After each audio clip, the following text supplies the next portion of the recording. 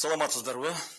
Ислам дининде шариатта 4 аялга чейин алса болот деген маселе коомчулукта болуп көрбөгөндөй көбүртүлүп, анын жасалма көбүктөрү улам жарылган сайын улам жаңы көбүктөр пайда болуп, маселенин түпкү өзөгүнөн, оригиналынан кыйла узап жок эле нерселер жел сөздөр чоң сөздөргө айланып, жомок болуп айтылууда.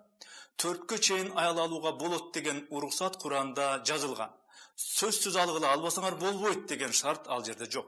Исламда Куран деген тиги же бул өлкөнүн кээде өзгөрө берчү конституциясы, же падышанын чыгарган утурумдук буйругу, же өкмөттүн кырдаалга жараша токтому эмес. Мусулмандардын түшүнүгүндө Куран бул Кудайдын бардык жандуу жансызды ааламдарды жараткан Аллахтын сөзү, мыйзамы. Кудай качан, кайсы жылы, канчанчы числодо кимге ошентип жазып бериптир деп талашкан, факты талап кылган, Кудайга ишенбеген атеисттерге бу теманын тиешеси жок. Муну дароо эле айтып коюш керек. Себеби Кудай жок деген позициядагы киши ошо Кудайдын китеби Куранда жазылгандарга, анын ичинде 4кө чейин аял алуу маселесине, мунун түпкү мазмунуна, анын келип чыгуу себептерине, аяттын түпкү миссиясына дегеле кызыкпайт. Демек, атеисттер менен болгон талашып тартышынын негизи жок. Алар менен чекит ушерден эле коюлганы туура.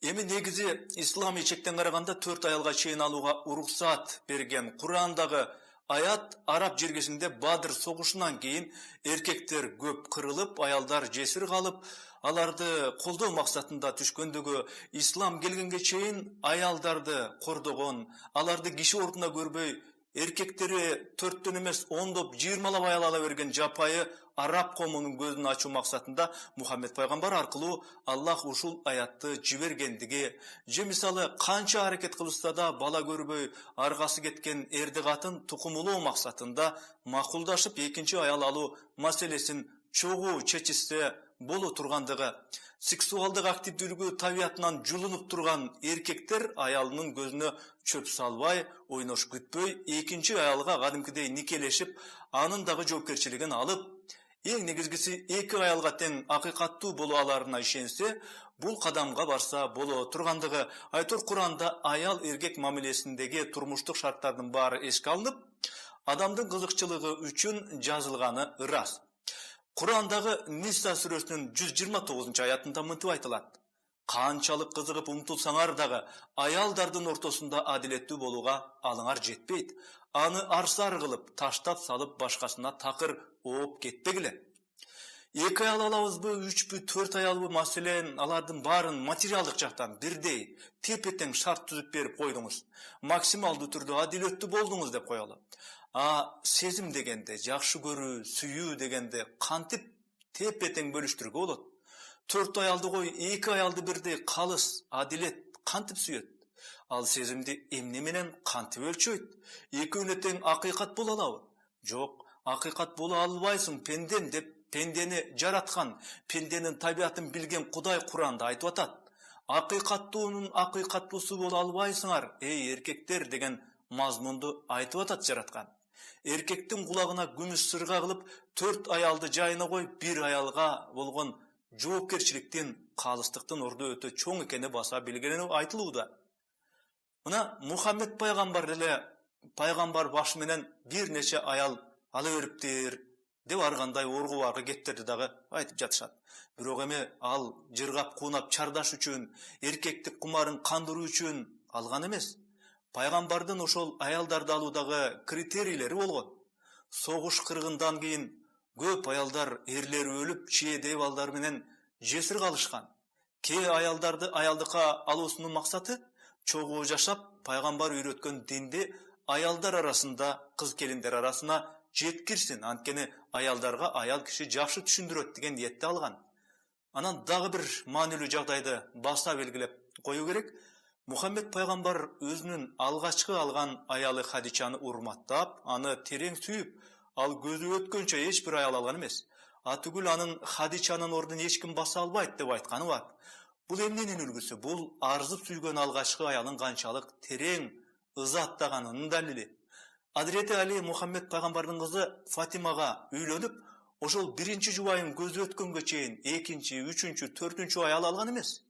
Болбосо анда байлык десе 10 аял алып ие турган байлыгы, мансап десе мансабы, атак десе атагы бар эле. Азирети Алинин Фатима менен анын өмүрү өткөнчө бирге болуусу биринчиден Мухаммед пайгамбарга болгон урматы, экинчиден жубайына болгон ызаттуу мамилеси, сыйы. Динди сүрө аяттарды тигиндей коюп эле айта турган болсок, пенде көп учурда өзү каалагандай жашагысы келет. Каалагандай ойлонгусу, басып тургусу келет. Жаман болсун да өзүмө, жакшы болсун дагы өзүмө.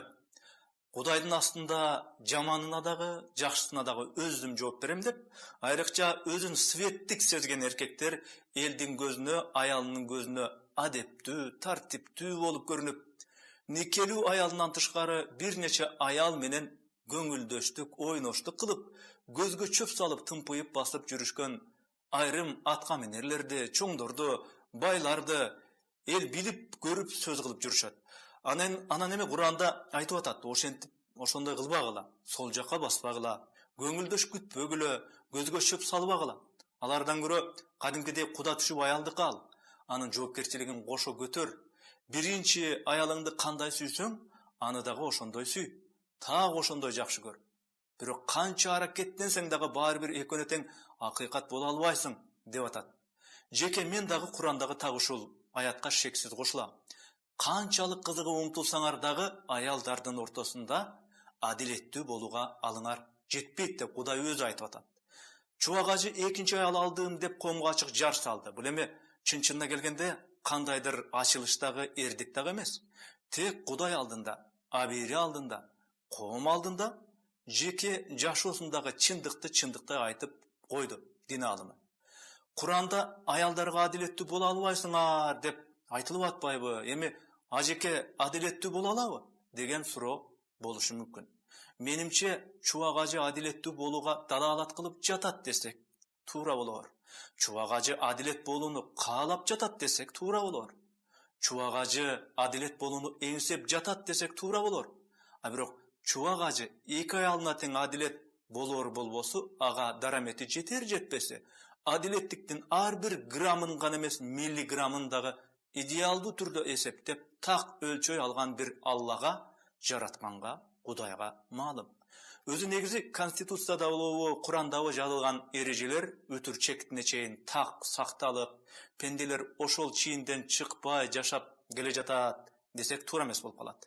Жашоо, турмуш, пенделердин пенделиги деген нерселер өйдө ылдый, оң сол, аркы терки агымы менен агып келатат. Алгысы келген адам мыйзамына, эл сөз кылат деген кептерге карабай, жашыруун деле, ачык деле экинчи, анысы жакпаса үчүнчү, төртүнчү аялды алып атышат.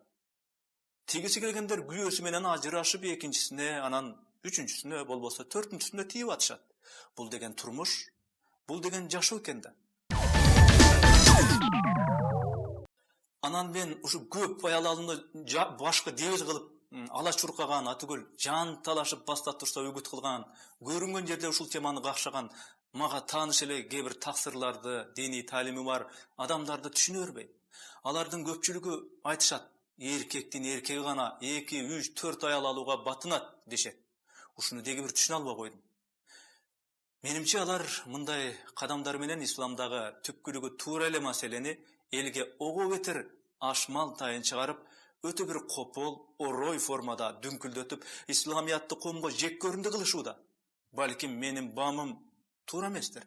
Бирок ар бир нерсенин ыгына карап, коом кайсы бир диний маселени кабыл алар албасын жакшылап аңдап, дин маселесинде элдин жибий турган учурун сабыр кылып күтүп, тигине коммунисттик, атеисттик Советтер Союзу деле кулады, элдин Кудайга ишенип ишенбөө укугу андан бери кыйла кеңейди.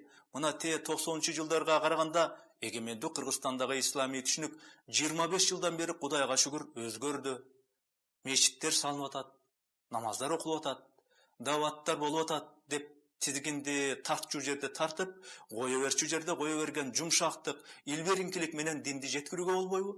Сөзсүз эле 4 аял алуу маселесин колдогондор мусулман, а кошулбагандар мусулман эместер, кафирлер болуп чыга келиши керекпи?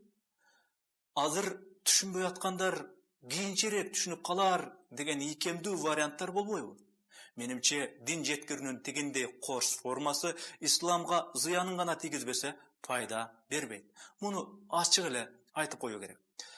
Негизи диндик катмар менен светтик катмардын көп аял алуу маселесине байланышкан тирешин тигил же бул тарапты туура же туура эмес деген алкактан карагым келбейт. Анткени өзүн мусулманмын деген катмардан сен үчүн кайсынысы биринчи, Куранбы же Конституциябы десең, Куран деп жооп беришет.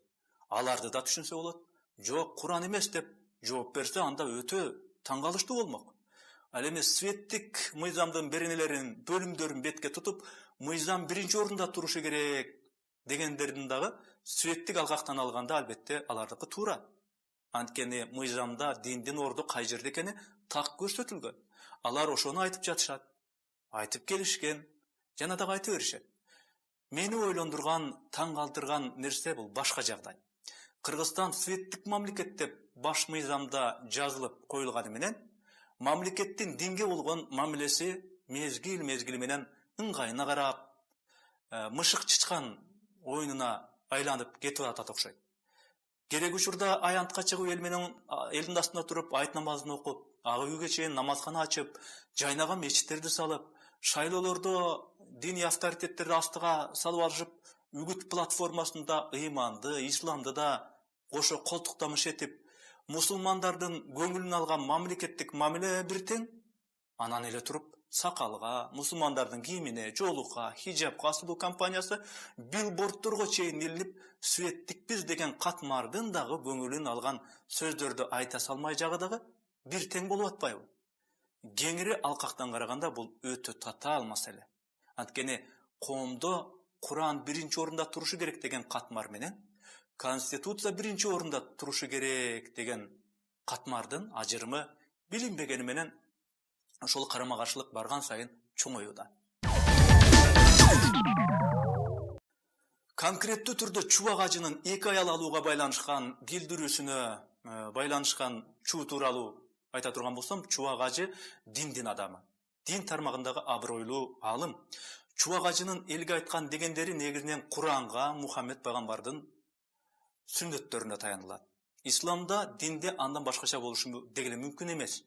4 аялга чейин алуу маселесин айтканда деле чубак ажы Курандагы сүрөгө, аятка таянды.